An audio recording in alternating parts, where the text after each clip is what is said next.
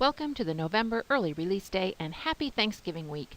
For the past 2 months, you have collected data and made a goal and a plan. Now it's time for action. What will you do to meet your goal? Today, we'll talk briefly about why it's important to have an SLO and PPG plan, and I'll also give a quick overview of what to expect in January. First, let's look at these two pictures.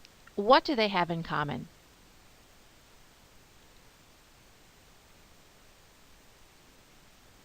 Did anyone say goal setting?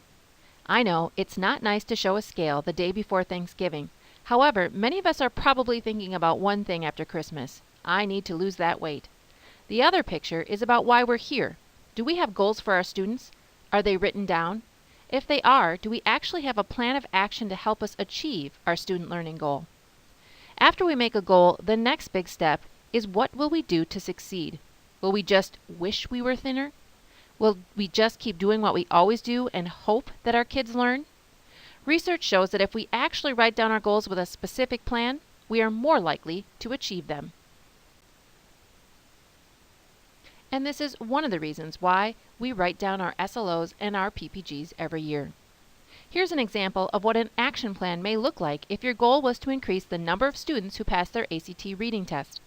You might start formatting your unit assessments to look like ACT, practice a question a week and review the thinking process behind the questions and answers, or you might practice getting better at communicating to your students what they are learning in your class and how it relates to what they need to know on the ACT.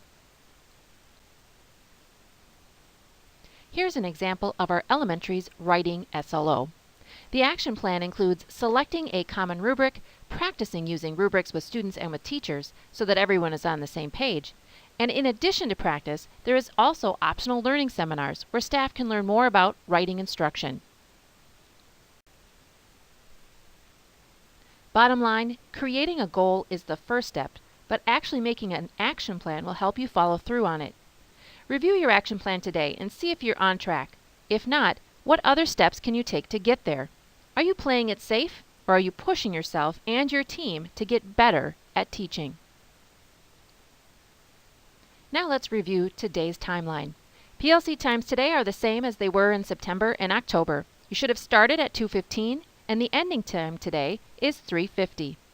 The first 45 minutes is reserved for your core team to meet together. The only exception is the elementary team. They should be together in the Maze cafeteria watching this video so that they continue with their writing action plan together.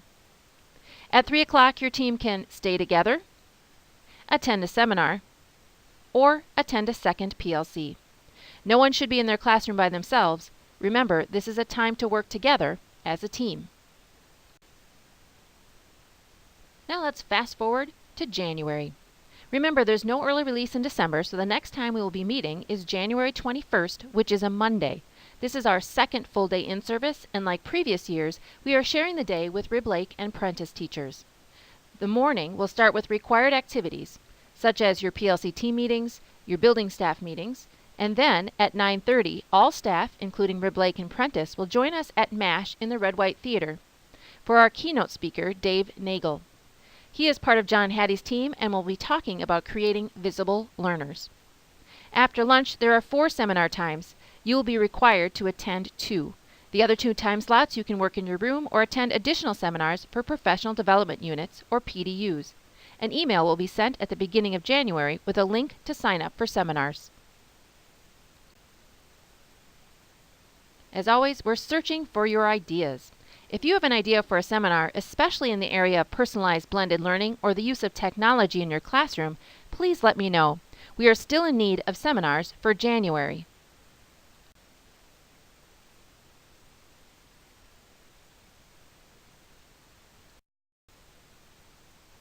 Hello, elementary teams. Today you'll be spending time on our writing goal. Last year, the elementary data team analyzed our state and local data, and from that work, the data showed that we needed to focus on writing. From there, we created this hypothesis. If kids can successfully assess their own writing using specific success criteria, then their writing ability will increase.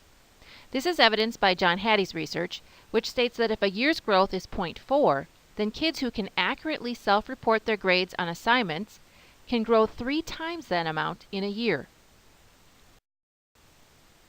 In order for kids to self-assess their writing, teachers must be very clear.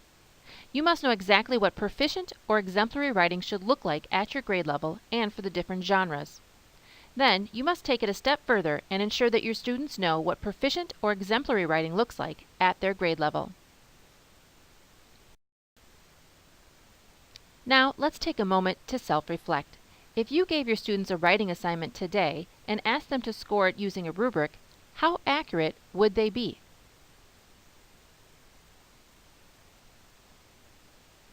Here's another question. In order for students to be accurate, what would have to be in place?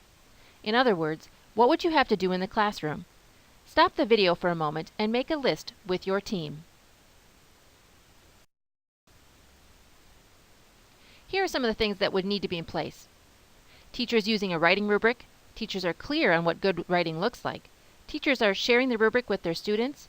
Students are practicing using the rubric and self-scoring. Teachers are scoring student writing. Students are scoring their own writing. And teachers and students are conferencing. Did you come up with more? If so, stop the video and share them. Knowing that all of these pieces need to be in place for our students' writing to improve, the data team created a plan of action. Our first task was to agree upon a common writing rubric. Our second task is to practice using this rubric in your classroom with your students. And the third task, which is where we are today, is to calibrate the rubric with your team to make sure everyone agrees and understands the wording and meaning of each component in the rubric. Rome wasn't built in a day, and neither is mastering writing rubrics, so we have also built in time in January and March to continue our work. And with that, I hope you have a happy and restful Thanksgiving, and we'll see you when you get back.